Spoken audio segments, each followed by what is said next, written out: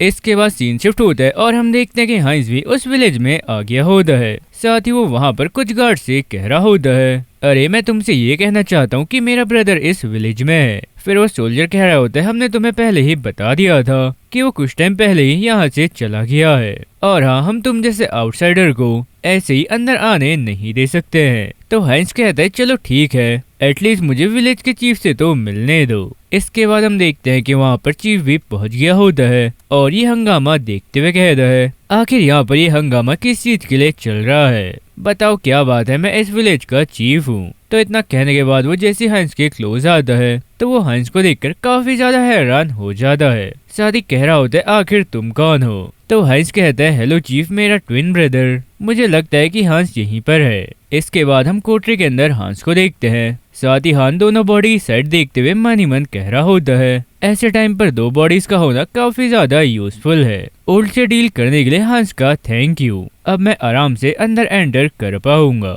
और जरा देखो, मुझे इमॉर्टल किंग का फ्रेगमेंट भी मिल गया है। वैसे क्या ये आसपास के अनडेड क्रीचर से डार्क एनर्जी ऑब्जॉर्व कर रहा है? अरे नहीं, ये तो किसी भी टूटे हुए पार्ट को भरने के लिए रेजोनेटिंग जैसा है। लेकिन ये सभी इनक्रेडिबली स्ट्रॉन्ग दिख रहे हैं। ऐसा लग रहा है कि जिस प्लेस पर मैं था वो डिफेक्टिव गुड्स का वेयरहाउस था। तो इतना सोचने के बाद हम देखते हैं कि हाइंस उस क्रिस्टल को पकड़ता है और इसी के साथ वो आगे मन ही मन कह रहा होता है, ये मुझे काफी अनप्लेजेंट फील हो रहा है, अब इस डिफेक्टिव गुड्स को टेस्ट करने का टाइम आ गया है। तो इतना सब सोचने के बाद वो उस क्रिस्टल को अपनी चेस्ट में डाल देता है।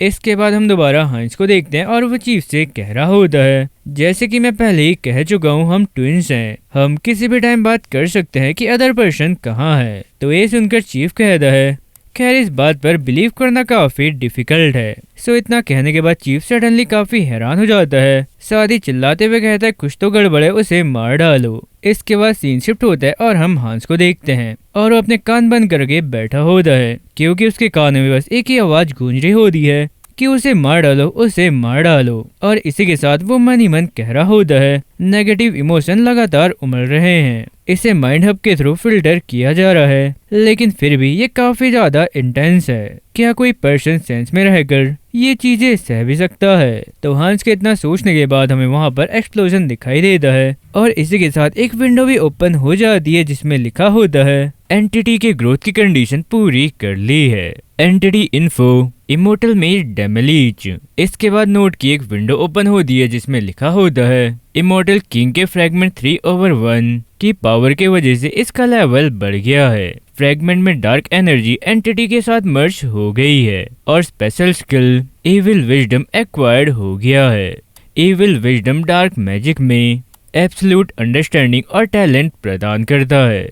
इसके बाद सीन शिफ्ट होता है और हम एक लड़की को देखते हैं जो वेयरहाउस के बाहर पहरा देते हुए कह रहा होता है, वो ज़ैफी कमीना एक रेड की भी देखभाल नहीं कर सका और उसकी वजह से अब ये भी मेरी प्रॉब्लम है। तो इतना कहने के बाद जैसे वो वेयरहाउस के अंदर देखता है तो उसे काफी सारे अनडेड क्रीचर बाहर की ओर आते हुए दिखाई देते हैं।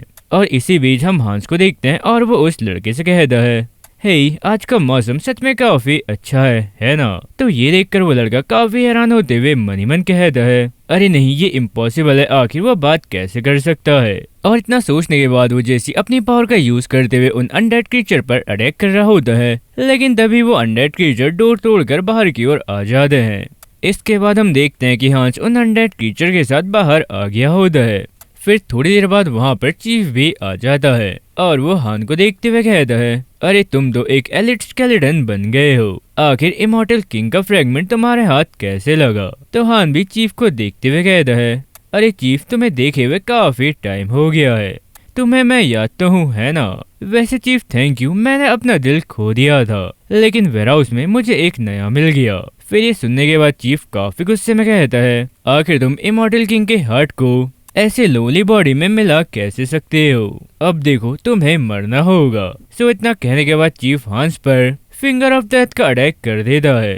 खैर इस अटैक से हांस को ज्यादा कुछ तो नहीं होता है, बस उसका एक हाथ अलग हो जाता है। साथ ही हांस काफी चिल होकर चीफ से कहता है, अरे ओल्ड मैन क्या तुम नहीं जानते हो कि बात करते हुए अटैक नहीं करना चाहिए। क्या यही तुम्हारे मैनर्स हैं? इसके बाद हम देखते हैं कि चीफ काफी गुस्से में कहता है, कमीने चुप हो जाओ, हम किसी भी चीज से ज्यादा पावर गेन करने की कगार पर थे। ये बात सिर्फ एक एलिट स्केलेटन को डेमेलिच में बदलने के साथ एंड होनी नहीं चाहिए थी। सो इतना कहते हुए वो हांस पर दोबारा अटैक कर देता है। तो ये मैजिक देखते हुए हांस मनी मन कहता है, ये एक शुरुआती क्लब पर हाई लेवल एन्चेंटमेंट डालने जैसा है। और इतना सोचने के बाद हांस चीफ को जवाब देता है, तो क्या हुआ, मैं ये कर सकता हूँ, काम तो किया लेकिन तुम उसे पूरा नहीं कर पाए। इसके बाद चीफ कहता है, मैं नहीं जानता हूँ कि तुमने करोजन का विरोध कैसे किया, लेकिन मैं तुम्हारी बॉडी को फाड़ दूंगा और इसे एक नमूने के रूप में यूज करूंगा। तो इतना कहने के बाद चीफ हांस पर अटैक करता है। तो हांस भी काफी इजीली चीफ के इस अटैक को ब्लॉक कर देता है। इसके बाद चीफ हांस से आगे कहता है, क्या तुम इस विलेज में किसी को जानते थे? क्या तुम शुरू से इन्फिल्ट्रेट कर रहे थे? और इसी के साथ चीफ मनी मन कह रहा होता है, अरे नहीं, अब ये इम्पोर्टेंट नहीं है, वो अब नॉर्मली डार्क मैजिक को अडॉप्ट कर रहा है।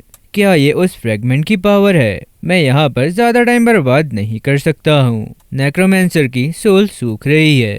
तो इतना सब सोचते हुए चीफ ब्रोकन क्राउन को समन करता है और अपने सर पर पहन लेता है। इसके बाद हम हाइंस को देखते हैं और वो ये सब देखते हुए कहता है, वो एज अ पेमेंट नेक्रोमेंसर्स की सोल का यूज करके अपनी पावर बढ़ा रहा है। तो हांस के इतना कहने के बाद हम देखते हैं कि चीफ कहता है, हो सकता है कि तुम फ्रैगमेंट के टुकड़े की पावर सहन कर रहे हो, लेकिन अब तुम मरने के लिए तैयार हो जाओ। सो इतना कहने के बाद वो जैसे हांस पर अटैक करने वाला होता है, तभी हान अपनी एक फिंगर उसकी चेस्ट पर लगाता है और इसी के साथ सडनली चीफ की पावर गायब हो जाती है। और इसी के साथ हांस कह रहा होता है, मैं इस स्पेल से लगभग सो ही गया था, चलो अब इसे खत्म करते हैं। खैर, डार्क मैजिक के लेसन के लिए तुम्हारा थैंक यू। इसके बाद हम देखते हैं कि चीफ मर गया होता है। साथ ही हांस आसमान में देखते हुए मनी मन कहता है, क्या तुम देख रहे हो, मैंने तुम्हारा बदला ले लिया है।